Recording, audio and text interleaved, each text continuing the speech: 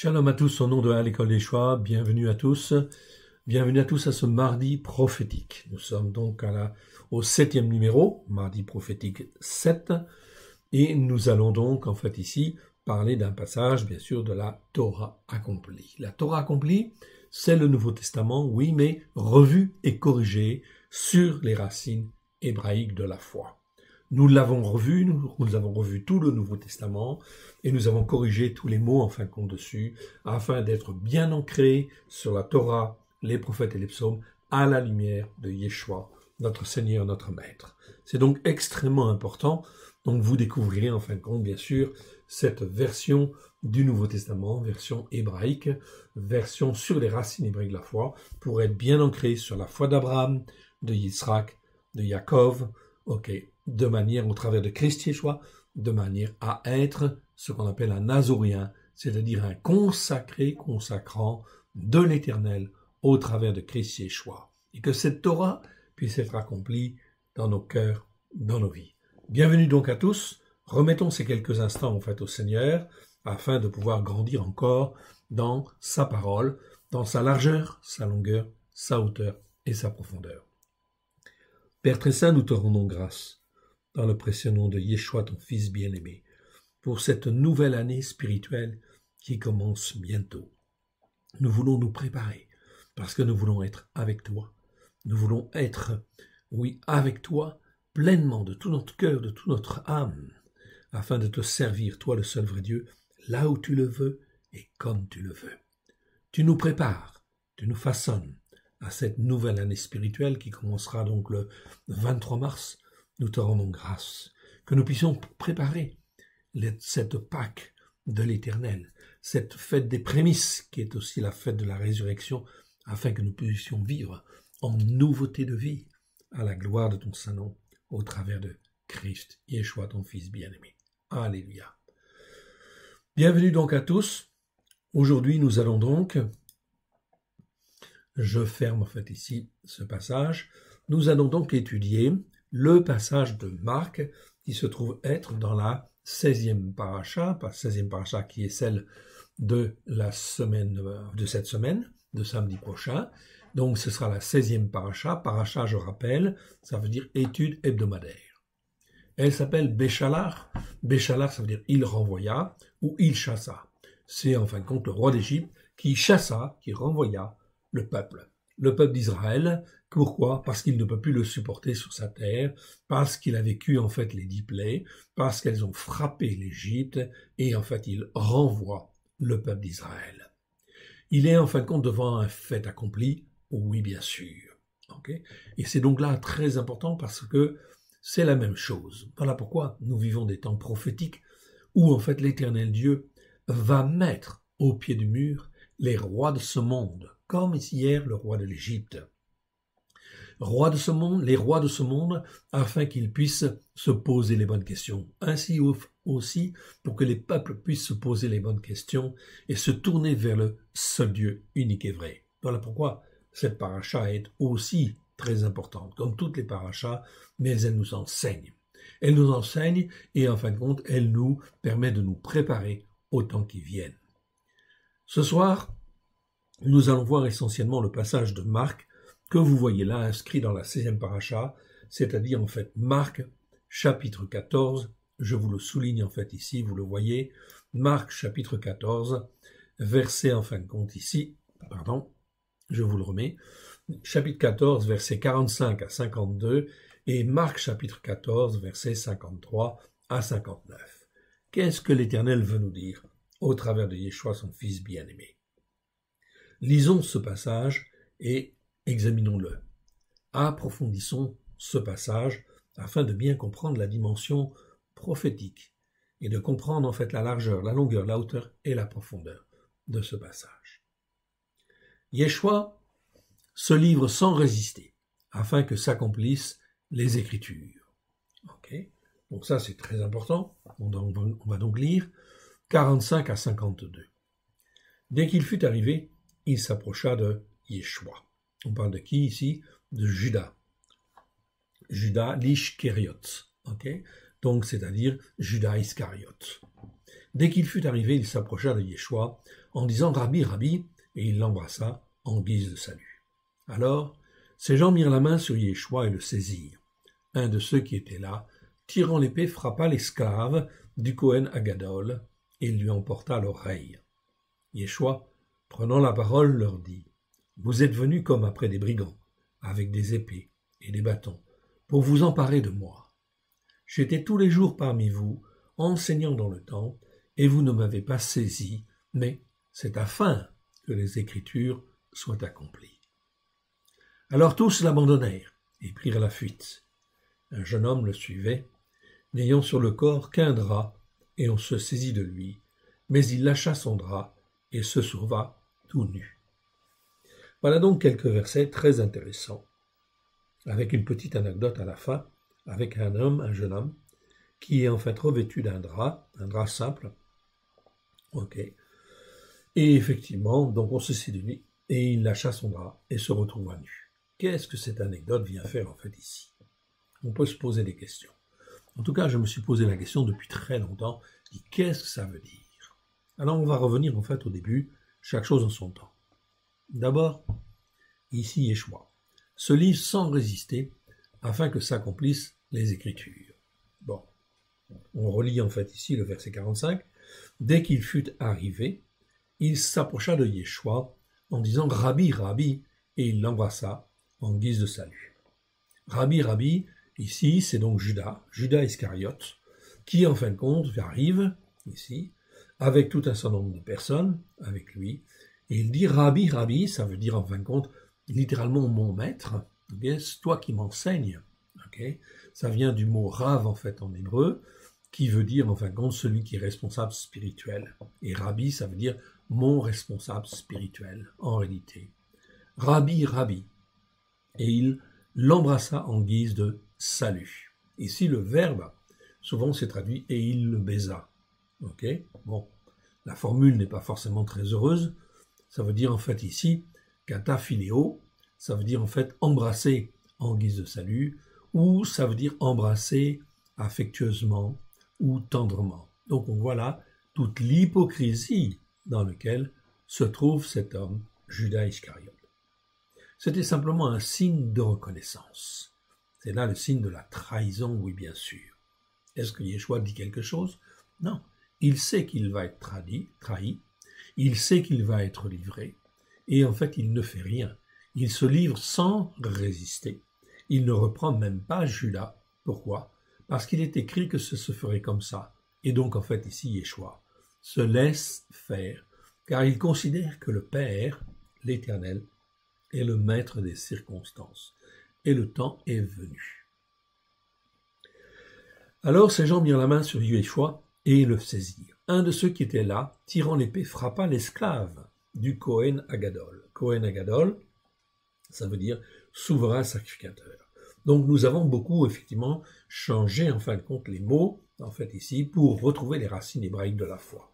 Donc cette traduction en fait ici, vous la retrouvez en fait là dans la Torah accomplie, de manière en fait à bien comprendre que les Écritures, ce sont des Écritures qui en fait sont posées sur la Torah, les prophètes et les psaumes, et que le Nouveau Testament n'est pas autre chose que l'accomplissement en fait ici de la Torah, des prophètes et des psaumes. Et que de la Genèse à l'Apocalypse, eh bien c'est les Écritures ou l'Écriture. Cela fait un tout indissociable. Donc il faut bien comprendre qu'on est là sur les racines hébraïques de la foi. Je n'ai pas dit racines juives. Je fais la distinction entre les racines juives, qui sont en fait ici l'héritage traditionnel rabbinique, okay, qui n'est pas forcément juste, et en fait ici les racines hébraïques de la foi, qui elles sont posées sur la Torah, les prophètes et les psaumes. Donc sur la foi d'Abraham, de Yitzhak, de Jacob, sur la foi de David, sur la foi de Moshe, sur la foi des prophètes, sur la foi de Yeshua, en fait ici.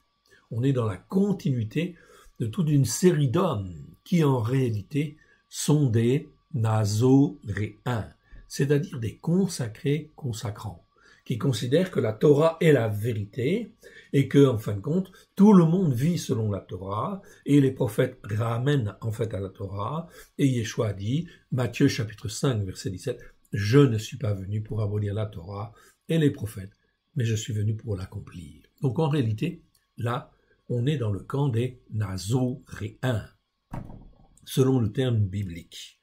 Donc c'est donc extrêmement important enfin, de bien comprendre cette dimension.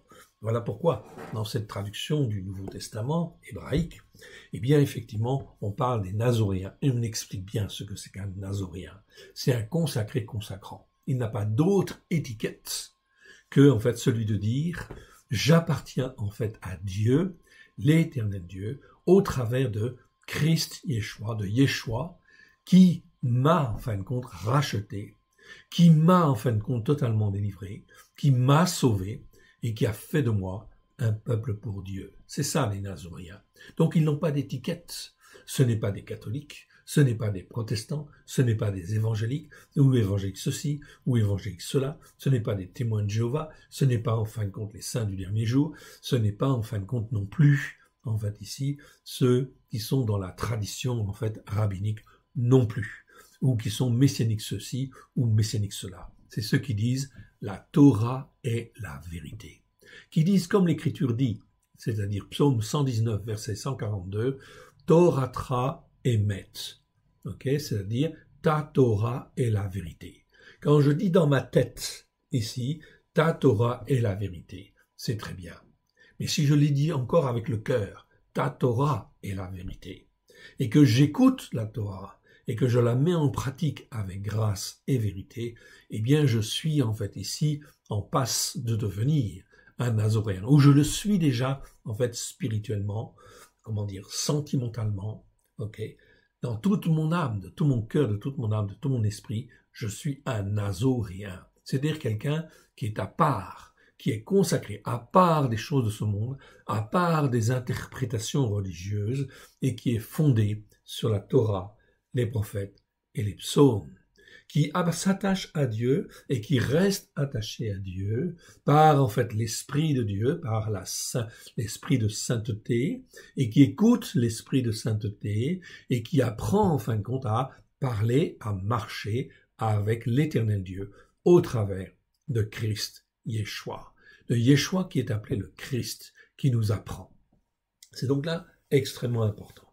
Un de ceux qui étaient là, tirant l'épée, frappa l'esclave du Kohen Agadol et lui emporta l'oreille. On apprend effectivement, au travers des autres passages équivalents, les autres passages équivalents, vous les avez là, en fait ici, Matthieu chapitre 26, versets 49 à 56, donc on va apprendre qu'en réalité, celui qui tire l'épée, c'est Shimeon Pétros, ok, Simon-Pierre, qui en fin de compte va, en fait du fait qu'il est impulsif, eh bien il va frapper en fait le serviteur du souverain sacrificateur. Il va lui couper l'oreille. Et Yeshua va dire, rengaine ton épée, ce n'est pas par l'épée qu'il faut agir, c'est par en fait l'épée, mais de la parole de Dieu qu'il faut agir. Et donc c'est très important, donc Yeshua va effectivement en fin de compte recoller en fait ici l'oreille en fait ici de ce sacrificateur, de ce serviteur, oui bien sûr, il va la guérir. On va le voir, ça on le verra dans Jean chapitre 18, si ma mémoire est bonne. Ok, non pardon, c'est dans Luc chapitre 22, versets 48 à 53. Vous pourrez le lire dans le détail, je ne veux pas spécialement en fait lire tous les passages en fait ici. Ok, ce serait un petit peu trop long. Donc, Luc chapitre 22, versets 48 à 53. Ensuite, nous avons Jean 18, versets 4 à 12, okay, où là on te parle effectivement de Yeshua le Nazoréen. Là on va aller le voir. Okay, c'est le passage équivalent. Donc Jean chapitre 18. Donc, on a dit à partir du verset 4. Yeshua, voilà. Donc, pour resituer en fait ici le passage, verset 3, Yehuda donc, ayant pris la cohorte, les serviteurs en fonction, qu'envoyèrent les Rachaya Kohanim, les Pérouchim, vint là avec des lanternes, des flambeaux et des armes. Donc Yeshua n'est pas venu tout seul, il y avait en fait beaucoup de monde en fait avec lui. Yeshua, sachant tout ce qui devait lui arriver, donc vous voyez, Yeshua, lui ne fait rien, il est au courant déjà, il sait ce qui doit se passer, Yeshua se laisse faire, car il fait entièrement confiance à l'Éternel Dieu, qui est le maître des circonstances, bien évidemment. Donc, Yeshua s'est préparé, oui bien sûr, il nous montre l'exemple, il nous apprend en fin de compte à marcher avec le Père. Voilà pourquoi Yeshua est venu. Il s'est fait homme pour nous montrer, il est né d'une femme, donc comme n'importe quel fils d'Adam, de manière en fin de compte à montrer comment en fin de compte il faut marcher avec le Père. Donc Yeshua, bien sûr, est notre Sauveur, notre Seigneur et notre Maître. C'est celui qui nous enseigne. Et nous devons apprendre en fait de lui, et en fait au travers de la vie, au travers des circonstances, eh bien nous apprenons à connaître Yeshua et nous apprenons à connaître le Père, pourvu que nous soyons à l'écoute. Yeshua, sachant tout ce qui devait lui arriver, s'avança et leur dit, qui cherchez-vous? Et là, on apprend effectivement, enfin, on a une réponse, et il lui répondit, Yeshua le Nazoréen. Donc, dans la plupart des Bibles, vous voyez, c'est marqué effectivement Jésus de Nazareth. C'est une erreur grossière, c'est la théologie du remplacement, qui en fin de compte a interprété les Écritures en disant c'est Jésus de Nazareth. Mais le mot Nazoraios, ici, en grec, n'a jamais voulu dire de Nazareth. Ça veut dire le Nazoréen, c'est-à-dire celui qui est consacré, mais en fait, en plus, c'est celui qui est consacré, mais qui veut consacrer les autres pour que d'autres soient aussi des Nazoréens. C'est la fonction de Yeshua. Il est venu sur terre pour nous apprendre à marcher et à être comme lui. Si Yeshua est un Nazoréen, eh bien, en fin de compte, c'est tout simplement pour nous apprendre à être comme lui, un consacré consacrant, un Nazoréen. Alors Yeshua, en fin de compte, il répond. Il répond et il dit, « Je suis ». C'est ce que nous trouvons dans les Bibles, en fait, ici, en français, dans toutes les Bibles, dans toutes les traductions. Mais le fait, en fait, qu'il ait dit « Je suis », eh bien, ça a fait peur à toutes les personnes qui étaient là. Et vous voyez, ils sont venus, Judas, il est venu avec plein de personnes. Et en fait, on s'aperçoit de quoi? Eh bien, lorsque Yeshua leur dit « Je suis », c'est-à-dire en hébreu, il a dit quoi? Il a dit « Euyé ». Et Euyé, tout le monde sait à l'époque ce que ça veut dire « Euyé ». Euyé, c'est le nom que l'Éternel a utilisé et en fait a dit dans le buisson ardent à Moshe. C'est un nom glorieux. Euyé, ça veut dire « je suis » en réalité. C'est-à-dire, dans le sens hébraïque, ça veut dire je suis là, je serai présent, je serai auprès de toi tous les jours de ta vie parce que, en fin de compte, je veux t'apprendre qui je suis et je veux te montrer que je suis toujours avec toi. Donc, Euyé, quand l'Éternel dit, je suis au travers du buisson ardent, c'est-à-dire qu'il est en train de dire que je vais te donner un homme, un fils d'Adam, qui en fin de compte s'appellera « Je suis », qui est l'image de moi-même et qui en fin de compte sera avec toi. C'est l'image de Yeshua lui-même, car Yeshua, c'est l'image du Père. C'est en fin de compte le reflet du Père. C'est le Père en fait lui-même, tellement il est identique en fait au Père quelque part, en fait ici. C'est pourquoi ils sont un en réalité. Donc il dit « Euyé », c'est extrêmement un mot hébreu extrêmement puissant, où Dieu te dit en fin de compte, à partir du moment où tu m'appartiens, tu me donnes ton cœur, tu me donnes ta vie, eh bien je suis ou je serai avec toi tout le temps, toujours le même, et je serai en fait l'Éternel avec toi. Celui qui était, qui est et qui sera, il n'y a pas ombre de variation en moi, donc tu n'as rien à craindre. Tu as seulement, en fin de compte, à apprendre à marcher par la foi. Euyé, c'est donc en fait une puissance, la puissance de l'Éternel lui-même, du Père au travers de Yeshua lui-même. Donc, on va exprimer ça comme cela. En fait, on donne une petite idée de ce que veut dire ce Euyé. Lorsqu'il le dit, en fait, ici, verset 6, lorsque Yeshua leur dit « Je suis » et « Euyé », qu'est-ce qu'ils firent? Ils reculèrent et tombèrent par terre. Cela veut dire qu'ils savaient très bien ce que voulait dire, en fait, ce nom « et Euyé ». C'était le nom sacré, le nom le plus sublime de Dieu, celui, en fin de compte, qui a été prononcé dans le buisson ardent, dans Exode chapitre 3, en fait, verset 15. Donc là, c'est extrêmement important, car Moïse, reçoit ces informations, comme quoi, en fin de compte, l'Éternel va se montrer comme celui qui est tout le temps le même, qui est celui qui est celui qui est en tout le temps. Donc on traduit ça comme ça, en fin de compte, on peut le traduire comme ça.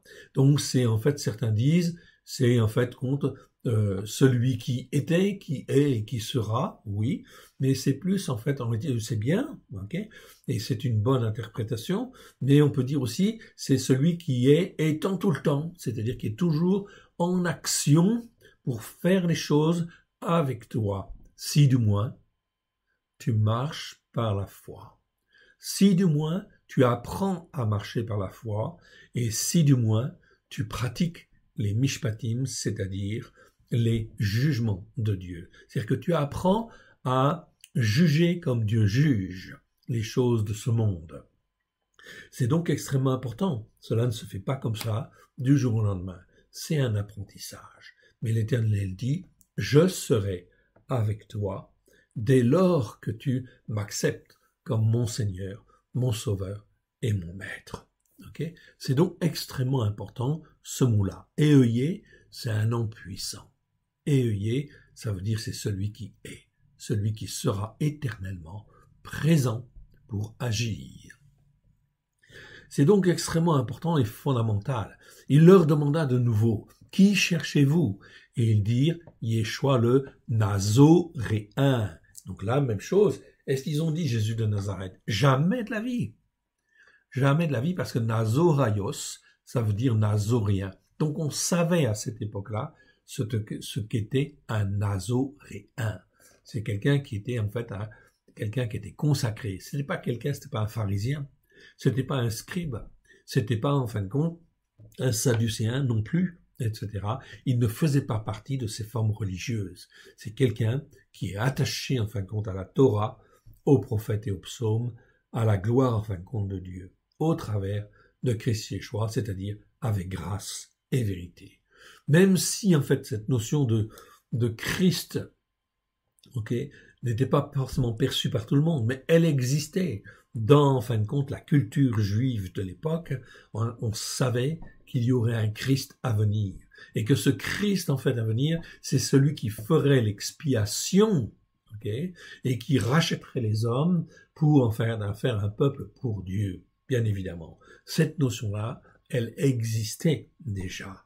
Cette notion-là, elle existe depuis la création du monde, depuis la Genèse. Job en parle. Et oui, tout à fait. On parle du Messie à venir qui allait en fait faire le sacrifice pour justement sauver les hommes. Donc cette notion de Christ, elle existe depuis le début, bien évidemment, car en fait l'homme est créé effectivement et il est pécheur. Il devient pécheur, mais il faut qu'il soit racheté parce que c'est dans l'âme de Dieu en fait que de vouloir sauver les hommes, sauver les pécheurs, sauver ceux qui sont dans l'égarement. Voilà pourquoi nous sommes en fait ici nous devons être extrêmement interpellés par cette dimension spirituelle où l'Éternel Dieu, le Très-Haut, veut nous racheter. Alors, mon frère, ma sœur, est-ce que nous sommes prêts? Est-ce que nous sommes aujourd'hui vraiment des Nazoréens, comme en fin de compte le Père le veut, en fait ici au travers de Christ Yeshua? Revenons donc à notre Marc. Marc chapitre 14. On va y rester en fait ici de manière assez proche, de manière à pas s'égarer, et en fait on verra étape par étape. Nous sommes donc au à la paracha 16. Ok.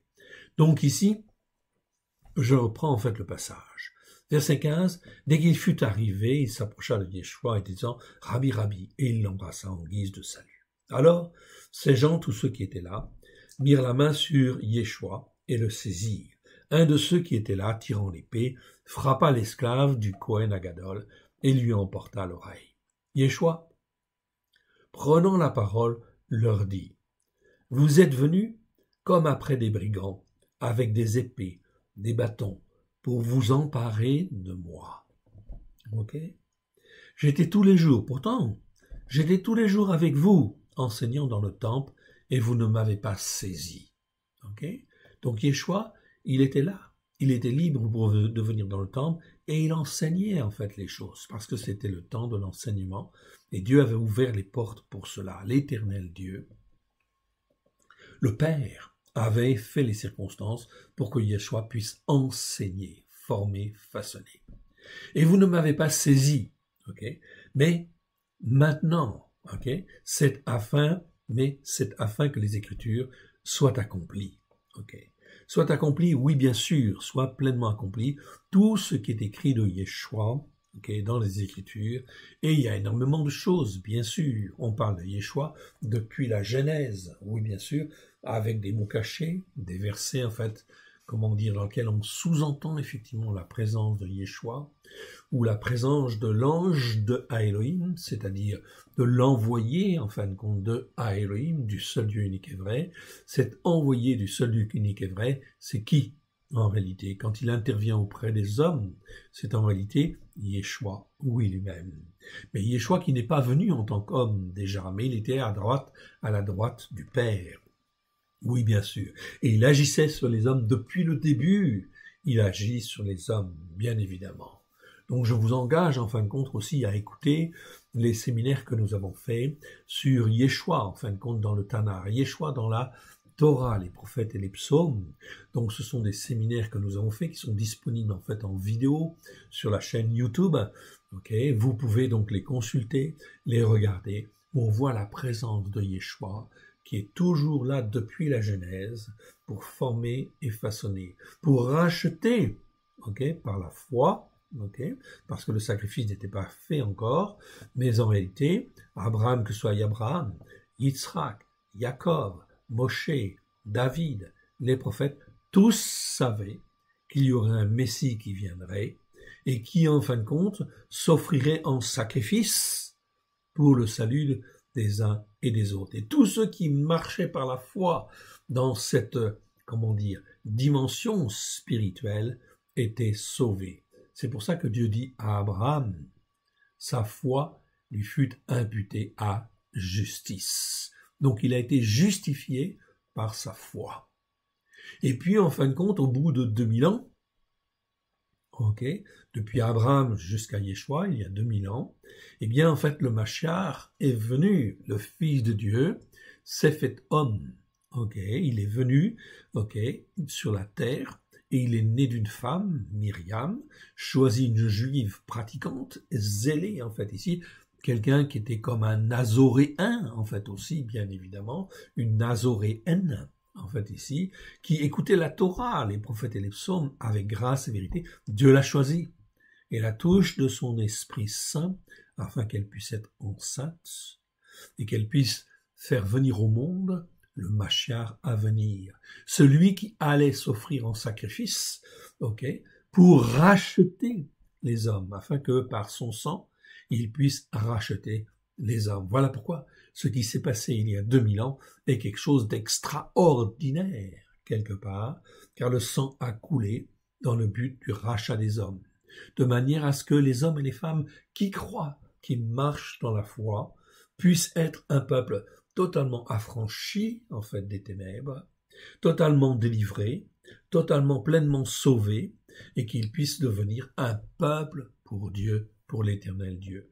Mon frère, ma sœur, là, et on ne parle pas de dénomination, on ne parle pas de catholiques, de protestants, d'évangéliques ceci, évangéliques cela, de témoins de Jéhovah ou autres, etc. Non, on parle des Écritures, de ceux qui marchent par la foi, qui sont des nazoréens. Là, effectivement, en fait, ici, donc c'est le temps où Yeshua doit être livré. Et en fait, il le sait, c'est afin que les Écritures soient accomplies, soient pleinement accomplies, oui, bien sûr. Dans le psaume, en fait, ici, 22, versets 13 à 14, on va en fin de compte aller voir, vous avez la référence, en fait, ici. Vous pouvez aller voir vous-même, en fait, aussi, si vous voulez. On va jeter un petit coup d'œil. On va aller dans le psaume, donc, 22, versets 13 à 15. 13 à 15, eh bien, on va aller dans ce psaume, psaume 22, ok, versets 13 à 15. Donc là, je suis dans le psaume 22, et je vais au verset 13. De nombreux taureaux sont autour de moi. Des aurores, ce sont en fin de compte des gros taureaux, en fait ici, énormes, de Bashan, m'environnent. Donc ils sont tellement gros, on les appelle des aurores, en fait ici, et non pas des taureaux, en fait ici, tout simplement. Bien que les taureaux de l'époque étaient déjà beaucoup plus gros que les taureaux que nous avons maintenant, et les aurores, c'était des bêtes, en fait, absolument énormes.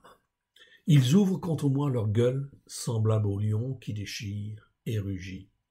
Je suis comme de l'eau qui s'écoule et tous mes os se séparent. Mon cœur est comme de la cire, il se fond dans mes entrailles. Ok. Donc ça c'est extrêmement important. Ok. On voit ici l'attitude de cœur de Yeshua. En fait ici, c'est écrit. Il va se retrouver en fin de compte face à des lions, à des taureaux, à des aurores. Ok. Ok. Ma force dessèche comme l'argile, et ma langue s'attache à mon palais. Tu me réduis à la poussière de la mort. Donc Dieu, l'éternel Dieu, le maître des circonstances, ici, permet que Yeshua soit livré. Oui, afin que s'accomplissent les Écritures, afin que le sacrifice puisse être offert, afin que la justice puisse être rendue, et qu'il puisse racheter beaucoup d'hommes. Car des chiens m'environnent, une assemblée de témoins, rendus cruels. Ok, ici, donc dans nos Bibles, je crois que c'est traduit la plupart du temps en français par scélérats. Ok, eh bien, en fin de compte, rôdent autour de moi. Ils ont percé mes mains et mes pieds. Qui a eu les pieds et les mains percées? Yeshua.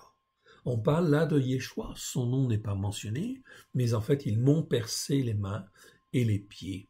Ok, donc là, on parle de Yeshua lui-même. Yeshua connaît très très bien ses psaumes. Oui, bien sûr. Il sait tout ce qui est écrit de lui. Voilà pourquoi il va accomplir pleinement, en fait ici, les Écritures. On continue un tout petit peu, juste en fin d'ici, pour donner un aperçu. Verset 18. Je pourrais compter tous mes os, eux ils observent et ils me regardent. Verset 19. Ils se partagent mes vêtements, ils tirent au sort ma tunique. Voilà pourquoi la tunique de Yeshua sera tirée en fait au sort. Et toi, ô Éternel, ne t'éloigne pas. Toi qui es ma force, viens en hâte à mon secours. Ok, etc. Donc, je vais m'arrêter là pour le psaume en fin de compte 22 et on va revenir en fait à notre texte. Donc Yeshua sait très bien en fin de compte dans quelles circonstances il va se retrouver. Okay. On va aller voir dans le psaume 69 maintenant, verset en fait 10 à 10. Ok. Où là il est dit, le zèle de ta maison me dévore. Ok. Donc Yeshua, il a envie de servir l'Éternel. Il sait à quelle sauce il va être mangé, si je puis dire. Ok. Mais en fait, il l'accepte. Il l'accepte pleinement. Pourquoi? Pour accomplir en fait la parole de Dieu. Accomplir ce que le Père a en fait fait. Voilà exactement aussi ce que nous devons être nous-mêmes. Nous devons apprendre en fait qui est Yeshua, comment il a vécu, ce qu'il a ressenti à tel moment ou tel autre moment, afin de faire un avec lui. C'est la volonté de Yeshua. Yeshua a dit, je veux, il a dit au Père, je veux qu'il soit un comme nous sommes un. Donc il est dans une unité parfaite avec le Père, et Yeshua nous apprend, et il veut nous apprendre à être un avec lui, un avec le Père. C'est donc quelque chose d'extraordinaire et fondamental. Le zèle de ta maison me dévore, donc il est dans cette attente de vouloir faire la volonté de Dieu et de respecter les Écritures, de respecter la Torah, respecter en fait les prophètes, respecter les psaumes, surtout tout ce qui est dit de lui. Job, ok. Je vous ai dit qu'on parlait du Christ et le Christ depuis le début des Écritures. Oui, bien sûr. Job exprime sa foi en un Rédempteur à venir. Et oui, Job, c'est quoi? Eh bien, Job, c'est en fait au temps des patriarches. Donc, c'est bien avant 2000 ans, en fait, ici, avant Jésus-Christ. Donc, le temps des patriarches, ok, c'est en fait aussi avant Abraham. Donc, Job, c'est un livre qui existe, en fait, et qui, en fin de compte, montre ici un croyant zélé pour Dieu. Et son temps de vie sur la terre, c'est certainement avant, effectivement, en fait, Abraham. Eh bien, regardez ce qu'il dit dans Job, chapitre 19, versets 25 à 29. Allons voir. Donc, Job 19, versets 25 à 29. Allons-y, en fin de compte, dans Job. OK. Donc, on va trouver, en fait, ici, Job. OK. Alors, Job. Ah, je ne sais même plus la référence, pardon. Ça m'échappe. OK. Donc, j'ai Job 19, 25. OK. 19, 25 à 29. Job. Donc, je reprends. Job 19, 25 à 29. Regardez bien. OK. On va même reprendre à partir du verset 23. Regardez ce qui est dit là. Donc, je vous rappelle, Job, c'est avant Abraham. Or, je voudrais que mes paroles fussent écrites, qu'elles fussent écrites dans un livre. Je voudrais qu'avec un burin de fer et avec du plomb, elles fussent pour toujours gravées sur le rocher. OK? Sur le rocher. Ici, on se demande qu'est-ce que c'est que ce rocher, en fait, ici quelque part, car en fait, en hébreu, c'est écrit, en fait, rocher, dans une écriture, en fait, pleine, avec un vav, et avec un article devant. Donc ici, le rocher, en général, quand c'est comme cela, c'est en fait une allusion au rocher du salut, c'est-à-dire, en fait, à Yeshua lui-même. Mais c'est pas dit Yeshua, on est d'accord, mais cela montre, en fait, ici, que Job, il marchait par la foi. Ok, il connaissait en fin de compte ici, ok, les Écritures, il connaissait le Père et il a été extrêmement éprouvé, effectivement. Job était quelqu'un de très riche, okay, qui était zélé pour Dieu, puis en fin de compte, un jour, le malheur s'abat sur lui, sur sa maison, etc. Il perd tous ses biens, il est en fait touché par la maladie, et en fin de compte, il va implorer l'Éternel, et il va apprendre, en fait ici, à garder la foi. Même au travers des épreuves, ok, il va garder la foi. Il va avoir des moments de faiblesse, oui bien sûr, mais il va garder la foi. Il va persévérer, c'est un homme de persévérance dans l'épreuve. Et verset 25, regardez ce qui est marqué. Mais je sais que mon Rédempteur est vivant, et qu'il se lèvera le dernier sur la terre. Quand ma peau sera détruite, il se lèvera. Quand je n'aurai plus de chair, je verrai Eloah. Eloah, c'est en fait le nom de Dieu, c'est un nom de Dieu. C'est en fait Eloah, on peut dire au singulier, si vous voulez. C'est Elohim au singulier. Elohim, c'est un pluriel, donc pour simplifier, on va dire Eloah. Okay, c'est une expression qui existe 57 fois dans 56 versets. Okay. Donc, c'est le nom de Dieu. Okay. C'est le Dieu le Père, si vous voulez. Okay. On peut dire ça. Donc, Eloah, c'est Dieu le Père. Alors que Elohim, c'est en fait un Dieu pluriel. C'est à la fois le Père, le Fils et l'Esprit Saint. En fait, ici, quelque part.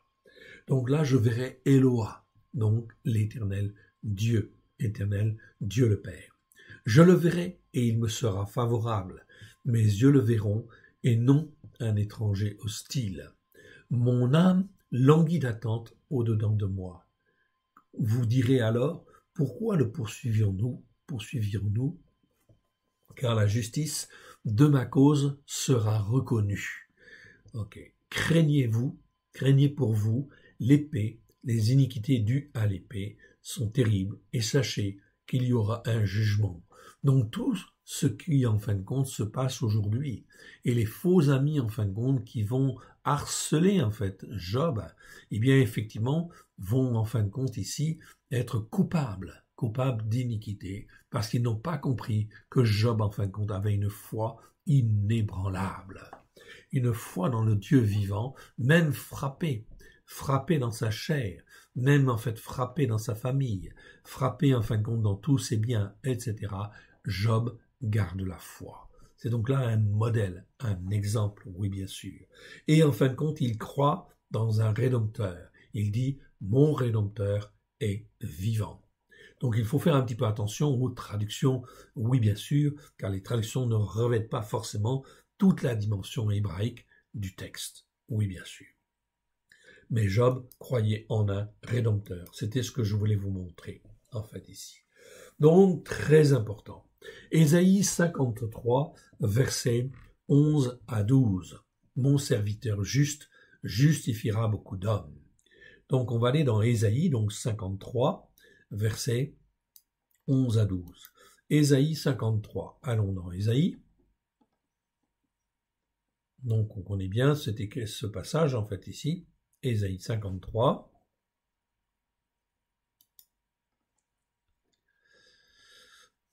Voilà, 11 à 12. Donc, on peut lire tout le 53, mais je ne vais pas le faire en fait ici. Vous pouvez le lire vous-même, où là, on parle manifestement, en fin de compte, de quoi? De Yeshua. Donc, le prophète Ésaïe va nous parler. Le prophète Ésaïe, il a prophétisé quand? En fait, vers les années 800-850 avant Jésus-Christ. Ok, et ce fut un grand prophète, oui bien sûr. Donc il va concrétiser dans, en fin de compte, ses écrits, le Messie, en fait, il va venir, bien sûr, et expliquer ce pourquoi il va venir.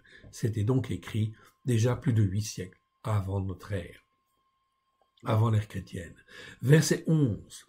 À cause de la peine de son âme, ou à cause de la souffrance, ou à cause du travail de son âme, il sera comblé et verra par sa connaissance, mon serviteur juste justifiera beaucoup d'hommes et se chargera de leur iniquité. Mon frère, c'est très important en fait ici ce qui est dit. En fait, il est dit que Yeshua sera chargé de tous nos péchés, de toutes nos transgressions et de toutes nos iniquités, c'est-à-dire tout ce qui n'est pas juste en fait ici, dans tout ce qu'on fait, ce qu'on pense, ce qu'on est, etc. Donc, en fait ici, son sang nous lave, qui a coulé. Il a payé pour nos péchés, pour nos transgressions et pour nos iniquités. C'est donc extrêmement important de bien comprendre cette dimension. C'est pourquoi je lui donnerai sa part avec les grands. Il partagera le butin avec les puissants, parce qu'il s'est livré lui-même à la mort et qu'il a été mis au nombre de ceux qui font des transgressions, parce qu'il a porté les offenses. On peut dire les péchés, mais le mot, c'est pas tout à fait le mot péché ici. C'est les offenses, c'est les erreurs, c'est les péchés et tout ce qui est annexe de beaucoup d'hommes, et qu'il a intercédé pour les transgresseurs. C'est pas les coupables, c'est les transgresseurs. Ici, on parle, en fait, de pécha, en fait, en hébreu, c'est en fait les transgressions. Car en hébreu, il y a les péchés, les transgressions et les iniquités.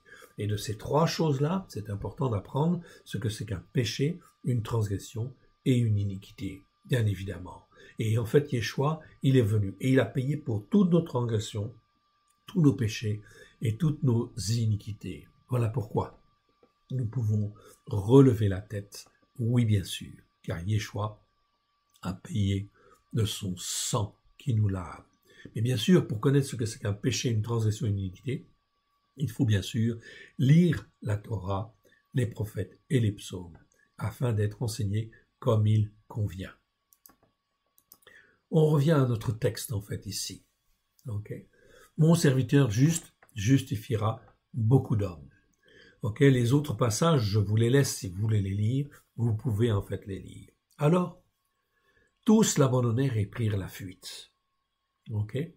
Donc, on voit que là, les 12 qui étaient avec lui, enfin les 12, les 11, puisque Judas est en face, eh bien, on voit que tous les disciples qui étaient avec Yeshua, ils l'abandonnèrent et prirent la fuite. Oui, ils ont eu peur devant, en fin de compte, Judas et toute cette cohorte, en fait, ici, et tous ces gens qui étaient là, qui venaient comme des lions, comme des taureaux, etc. Et puis, en fait, ensuite, il est dit, un jeune homme le suivait, n'ayant sur le corps qu'un drap. On se saisit de lui, mais il lâcha son drap et se sauva tout nu. Pourquoi? Qu'est-ce que vient faire en fait cet épisode? Je me suis demandé pendant des années. J'ai dit en fin de compte, Seigneur, qu'est-ce que ça veut dire? Alors l'Esprit Saint m'a donné une réponse et je vais vous la donner. Ici, tous sont partis. Oui, les disciples sont partis. Et ici, un jeune homme le suivait, n'ayant sur le corps qu'un drap. On se saisit de lui, mais il lâcha son drap et se sauva tout nu. En fait, ici, c'est quoi? C'est l'image de ce que nous sommes en réalité. Est-ce que nous sommes un disciple de Yeshua? Est-ce que les disciples ont eu raison de partir? Ont eu raison d'avoir peur? Ont eu raison de prendre la fuite? Ok. Eh bien, en fin de compte, non, ils auraient dû rester. Oui, bien sûr. Mais ils n'étaient pas assez forts pour rester. Pas assez instruits, pas assez façonnés, pas assez, en fait, ancrés sur la Torah, les prophètes et les psaumes. Le seul qui reste là, et qui reste paisible, et qui se livre lui-même, c'est Yeshua. Yeshua nous donne une belle leçon ici. Quel est le courage que nous avons face, en fin de compte, à l'ennemi, face à tous ceux qui peuvent s'opposer, en fait, à nous, aujourd'hui, en fait, ici, sur la terre? Eh bien, ne sommes-nous pas, la plupart du temps, comme, en fait, ce jeune homme qui le suivait, n'ayant sur le corps qu'un drap, donc il a un vêtement, quelque chose, en fin de compte, même de léger, en fait, ici. On se saisit de lui, mais il lâcha son drap, pour ne pas être pris, et il se sauva tout nu. En réalité, mon frère, ma sœur, quel est le vêtement que tu as aujourd'hui? Est-ce que ton vêtement, c'est en fait un bon vêtement? Est-ce que tu es bien revêtu, en fait, des enseignements de la parole de Dieu, pour, en fin de compte, rester ferme, rester solide, rester habillé, en fait, ici? Ou est-ce que, en fin de compte, tu vas avoir peur face aux événements qui viennent? Voilà pourquoi nous sommes là, dans un temps prophétique. Dans un temps prophétique où le Seigneur nous avertit. Mon frère, ma sœur, il faut que tu écoutes, il faut que tu lises, que tu pratiques, que tu mettes en pratique, afin d'être vêtu, etc. Vêtu des vêtements du Seigneur, revêtu, en fin de compte, des enseignements du Seigneur, comme Yeshua, en fait, ici. Yeshua, il n'a pas pris la poudre d'escampette, il est resté ici, et il est resté seul. Il nous montre l'exemple. Voilà pourquoi nous sommes là dans une période de préparation. La Pâque, c'est dans 2 mois, en fait, ici. Dans 2 mois. La nouvelle année, c'est dans 1 mois et demi, à peu près. Donc voilà pourquoi il faut se préparer. Nous sommes ici dans un temps de préparation, en fait, ici. Donc voilà pourquoi il faut étudier, en fait, les parachiotes, les études hebdomadaires. Il faut se former, il faut se façonner et, en fait, apprendre qui est le Père et qui est le Fils. Le Père, c'est celui qui est là tout le temps, qui est présent, et qui est présent sur la terre au travers de Christ Yeshua. Voilà pourquoi, en fait, ici, le nom de l'Éternel, c'est quelque chose, en fait, de très important. C'est celui qui était, qui est et qui sera toujours le même, ou c'est celui qui est étant tout le temps le même. Et en fin de compte, la manière d'être du Père, eh bien, elle s'exprime au travers de Yeshua, qui est un avec le Père, pour nous apprendre, en fin de compte, à marcher, en fait, d'un même cœur, d'une même âme, avec le Père et le Fils. Voilà pourquoi, en fait, ici, c'est un appel à la communion spirituelle. Mais pas une communion catholique, pas une communion protestante, ni une communion évangélique, où en fait ici, on est dans des interprétations qui ne sont pas bonnes. Ici, c'est le sacrifice de soi-même. En fait ici, est-ce que tu es prêt à te sacrifier face aux événements? Comme Christ, en fait ici, est là prêt à se livrer, en fait ici, aux circonstances. Il a une totale confiance dans le Père. Voilà pourquoi ce passage nous interpelle. Le passage suivant, en fait, nous dit quoi? Eh bien, on va les voir. Yeshua, qu'est-ce qu'on fait avec Yeshua ensuite? Yeshua est emmené pour être jugé, devant toutes les autorités religieuses de l'époque. Eh oui, exactement ça. Aujourd'hui, mon frère, ma sœur, est-ce que tu es prêt? Est-ce que tu es prêt, en fait, à répondre de la parole de Dieu, à dire que la Torah est la vérité? Que, en fin de compte, eh bien, il faut faire le Shabbat, Il faut faire les fêtes de l'Éternel, parce qu'en fin de compte, Dieu le dit, parce que ça fait partie de la Torah, parce que Yeshua, il a la Torah dans le cœur, avec grâce et vérité, et que nous avons, en fin de compte, la Torah avec grâce et vérité, où nous devons l'avoir, en fait, ici, dans nos cœurs et dans nos vies, afin de témoigner, comme il convient, auprès de toutes les autorités devant lesquelles nous pouvons être emmenés. Verset 53. Ils emmenèrent Yeshua chez le Kohen Agadol, c'est-à-dire le souverain sacrificateur, là où s'assemblèrent tous les rachei à Kohanim, c'est-à-dire les principaux sacrificateurs, les ékénim, c'est-à-dire les anciens, et les sophrim, les scribes. En réalité, on te parle là de toutes les autorités. En réalité, ce Kohen Agadol ici dont on parle, ce souverain sacrificateur, ce n'est même pas Anania. Anne, ok. Anne, c'était officiellement le souverain sacrificateur qui était là. Mais en réalité, là, on est en fait ici, quand on va consulter les autres passages similaires, eh bien, en fin de compte, c'est Caiapha, c'est-à-dire Caïphe. Caïphe, en fait, il était censé être à la retraite, mais c'était un homme d'autorité, en fait, ici, quelque part, et c'est lui qui avait été souverain sacrificateur avant, et en fait, il a passé la main, et c'est Anne qui est devenue, en fait, officiellement, le souverain sacrificateur. Mais ici, on est, en fin de compte, chez le super grand, en fait, sacrificateur, toujours vivant, c'est-à-dire celui qui connaît bien les Écritures, qui connaît les anciens, qui connaît les ékénim, qui connaît les sophrim, tout ça, en fait, ici, tout le monde religieux, en fait, il est là. Eh bien, effectivement, est-ce que nous sommes prêts? Prêts à répondre, prêts à témoigner devant les hommes et les femmes, ok, face aux autorités de la vérité de la parole de Dieu, de dire que la Torah est la vérité, de prendre une position, de garder une position sage et une position intelligente devant l'Éternel. Et comment est-ce que nous nous comporterions si nous étions emmenés devant telle autorité ou telle autre autorité? Verset 54. Pétros le suivit de loin, jusque dans l'intérieur de la cour du Kohen Agadol. Il s'assit avec les serviteurs en fonction et se chauffait près du feu.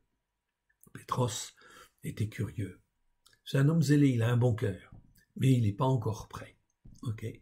C'est pour ça qu'en fin de compte, il va renier en fait le Seigneur, et en fin de compte, dans un des passages similaires, on va t'apprendre en fait évidemment que Pétros, eh ben, il n'est pas encore mature, il n'est pas encore prêt. Il a un bon cœur, on est d'accord, pour servir l'Éternel. Mais après, quand il va comprendre qu'il a renié, et en fin de compte, il va demander pardon, oui bien sûr, et il va devenir en fait un serviteur ferme, un apôtre extrêmement zélé, prêt à offrir sa vie, bien sûr, pour pouvoir témoigner. Mon frère, ma sœur, est-ce que nous sommes prêts à offrir notre vie, okay, pour le témoignage de Dieu? Si nous ne sommes pas encore prêts, ne vous en affolez pas, mais il faut en fin de compte travailler. Et il faut en fin de compte apprendre à marcher par la foi et en fin de compte tirer notre foi vers le haut. C'est une nécessité, surtout dans les temps qui viennent. Car nous allons en fin de compte rencontrer en 2022 beaucoup de difficultés où nous allons être confrontés à des problématiques que nous n'imaginons pas bien et qui vont être des problématiques extrêmement graves dans lesquelles il faudra prendre position. Pétros le suivit de loin, jusque dans l'intérieur de la cour du Kohen Agadol. Il s'assit avec les serviteurs en fonction et se chauffait près du feu. Les rachei à Kohanim, c'est-à-dire les principaux sacrificateurs, et tout le Sanhédrin cherchaient un témoignage contre Yeshua pour le faire mourir. Et n'en trouvèrent point, car Yeshua était irréprochable. Donc ils vont trouver des témoignages, mais ça ne va pas s'accorder. Ça ne va pas aller comme il faut. En effet, beaucoup rendaient de faux témoignages contre lui, mais les témoignages ne s'accordaient pas. Verset 57. Quelques-uns se levèrent, portèrent un faux témoignage contre lui, en disant « Nous l'avons entendu dire, je détruirai ce temple, celui-là même que vous voyez, fait de la main de l'homme, mais en 3 jours, j'en bâtirai un autre, qui ne sera pas fait de la main de l'homme. » Ok. Donc Yeshua répond, en fait, ici. On sait qu'il y a des témoins qui vont être quand même trouvés, en fait, ici, et il y en a 2. Et en fait, dans la Bible, il est bien écrit que lorsque tu as 2 témoins, tu tiens en compte, en fait, ici, ce témoignage. Ok, tu l'examines dans le détail. Donc, dans les 2 passages parallèles, on verra qu'il y a 2 témoins. Ils vont dire, nous avons entendu dire, il a dit, je détruirai ce temple, ok, là, celui-là même que vous voyez, là, fait de la main de l'homme, mais en 3 jours j'en bâtirai un autre, qui ne sera point fait de la main de l'homme. Alors, ici, bien sûr, on va répondre. On va dire comment est-ce possible. Ce temple, eh bien, ça fait 46 ans, je crois, en fin de compte, qu'il est en construction. Et en fin de compte, Yeshua serait capable de le reconstruire en 3 jours. C'est en fait une aberration, en fait, ici, quelque part. Mais en fin de compte, il parlait du temple physique. Mais en réalité, Yeshua ne parle pas du temple physique. Il dit, en fin de compte, il parle du temple, comment dire, spirituel.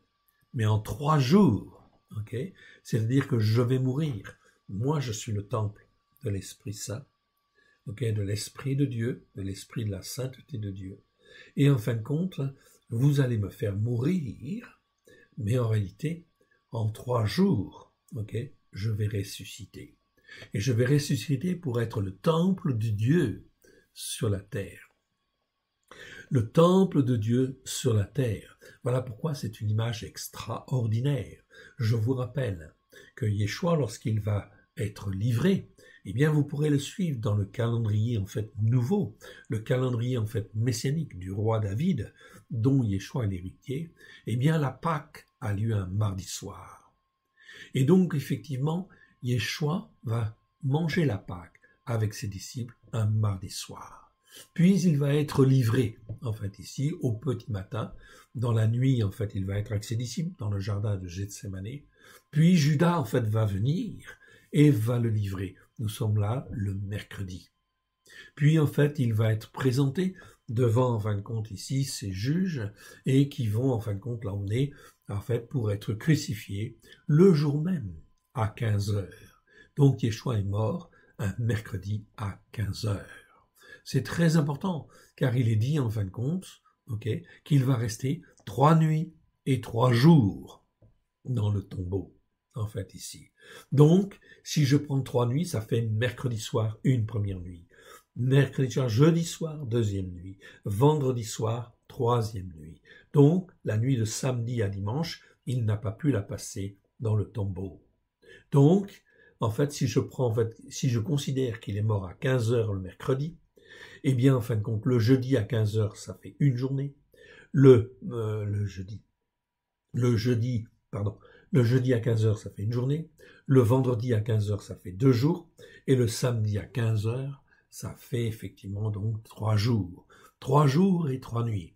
Donc, Yeshua est donc ressuscité après les 15 heures, le Shabbat suivant, c'est-à-dire le 15 après 15 heures, entre 15 heures et, en fin de compte, le coucher du soleil, okay, qui marque la fin du Shabbat, la fin du samedi, pour entrer dans le dimanche, le jour qui suit, en fait, la fête de Shabbat.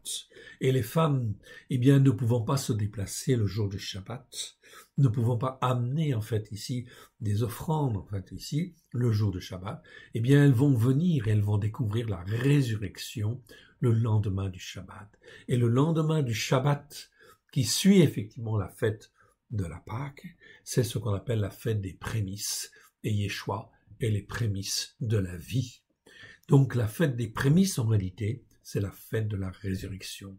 Donc le lendemain du Shabbat, qui suit en fait la fête de la Pâque, eh bien, c'est la fête de la résurrection de Yeshua, qui est les prémices de la vie en 3 jours et 3 nuits, eh bien, il est ressuscité. Et le nouveau temple de Dieu peut effectivement, en fin de compte ici, agir et se réaliser sur la terre. Oui, bien sûr.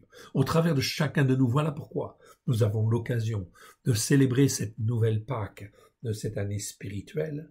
Ok, donc ce sera le 5 avril, si vous prenez bien en fait le calendrier comme il convient. En fait ici, mardi 5 avril, au soir, c'est la Pâque de l'Éternel. Yeshua donc est mort le lendemain, mercredi 6 avril, et il sera ressuscité à la fin du Shabbat suivant, en fait ici le 9 avril, et le 10 avril, eh bien, ce sera la fête des prémices, une fête que je vous encourage à découvrir et à célébrer, oui bien sûr, à la gloire de l'Éternel, à rentrer pleinement dans cette dimension spirituelle.